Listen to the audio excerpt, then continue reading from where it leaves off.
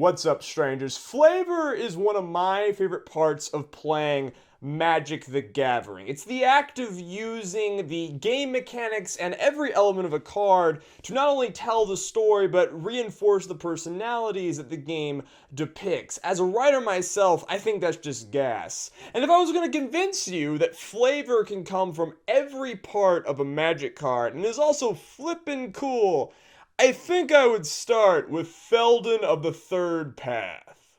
From the top, this is Feldon of the Third Path. This character actually shows up a bit in Magic's early lore, but I'm going to focus on everything we can learn about him from just looking at this card. Moving to the right, we can see the card's mana cost. 1 generic and 2 red if you want to cast this guy. Double red. He's heavily devoted to red.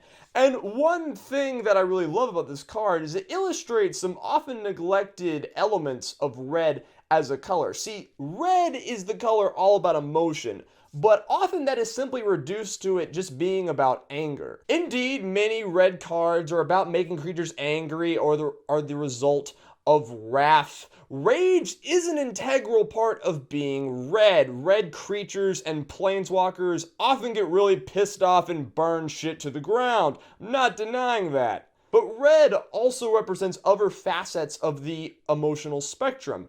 Red can be sad, it can be cathartic, it can be joyous and exhilarated, it can be hasty and panicked. What's important is that all of these emotions are felt intensely and overwhelmingly. Red doesn't have time for hesitation or split loyalties. It goes all in on whatever emotion it's depicting. Like black, red wants what it wants, and it'll tantrum if it doesn't get it. This can be sheer greed or immature rage, but at its most heroic, red can be seen fighting against oppression and tyranny, refusing to be tamed and let the world fall into organized conformity. Red goes all in on its emotions.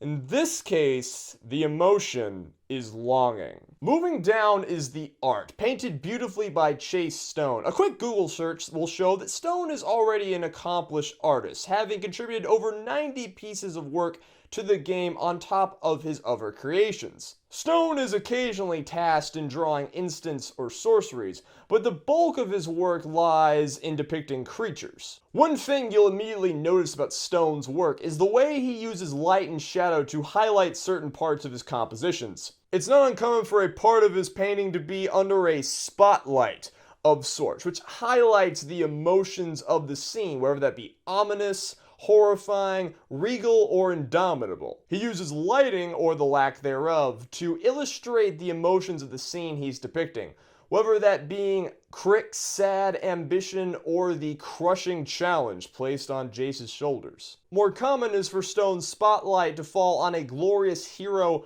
or regal beast. Stone's been tasked with drawing some of the most important characters in the game. Notably, he was charged with drawing each entrant in Amonkhet's God cycle, giving each of them a transcendent and glorious air powered by the light while linking them artistically together. And before we move on from Stone, I'd like to say that I also enjoy his pieces that depict a silhouetted figure on a desolate landscape.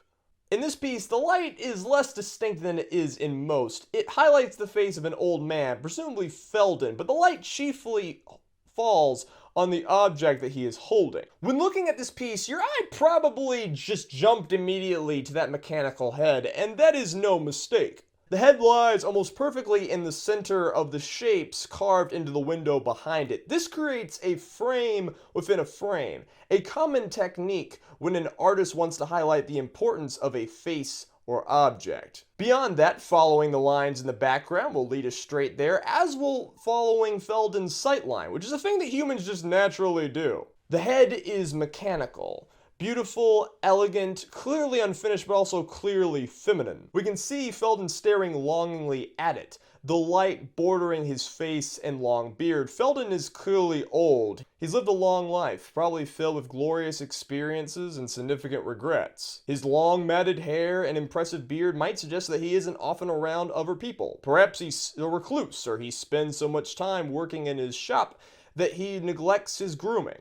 Feldon stands in a mechanical workshop. He wears a thick leather jerkin, appropriate for a mechanic or blacksmith. We can see a robotic arm laying in the tray next to him and the machine's torso across from him. This automaton seems to be his only focus. The old man leans on a cane, a clear reference to the only ever card to bear his name, and a keen eye will spot a ring on his left ring finger, the traditional place for a marriage band. The card type line identifies Feldon as a human artificer, confirming his link to machines. Red is a color often associated with artifacts, almost as much as blue, though the color has a very different relationship with them, often breaking them apart and recobbling them from the graveyard. Feldon's text box gives him 2 power and 3 toughness. Not an insignificant body, but this guy ain't for attacking or blocking.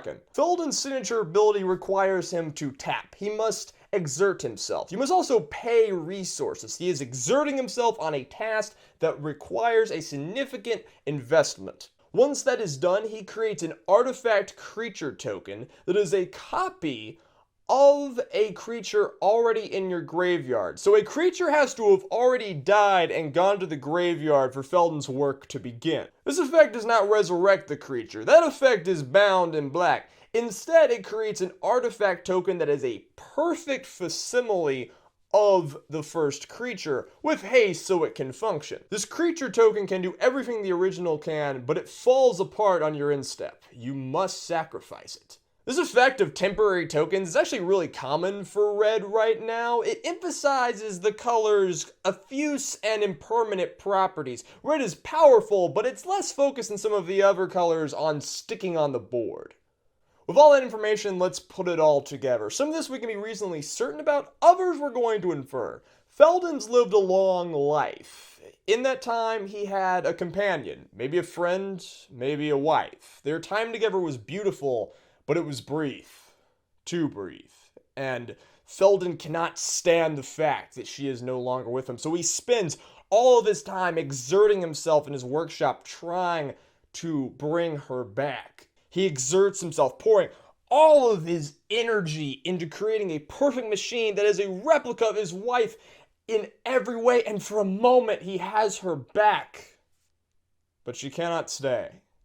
She falls apart right before his very eyes, leading him next turn to do it again.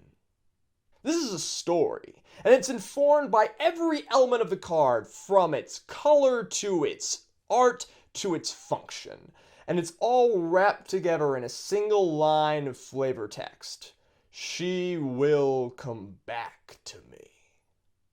This is Flavor Spotlight, where I highlight an exquisite example of Magic the Gathering flavor. This series might continue, it might not. What I lack is an encyclopedic knowledge of every card printed in the game. And that's where you come in. In the comments, please tell me what your favorite example of MTG flavor is. That'll hopefully help me lead on to new episodes. I will do another one of these when I feel like it. Until then, I am Wyatt the Word Weaver. If this is your first time here, I would really appreciate if you subscribe. That would give me a good rush of dopamine. You want to follow me? That's my Twitter. You can also contact me there. Until then, I'm gonna get on the next video. Y'all be good.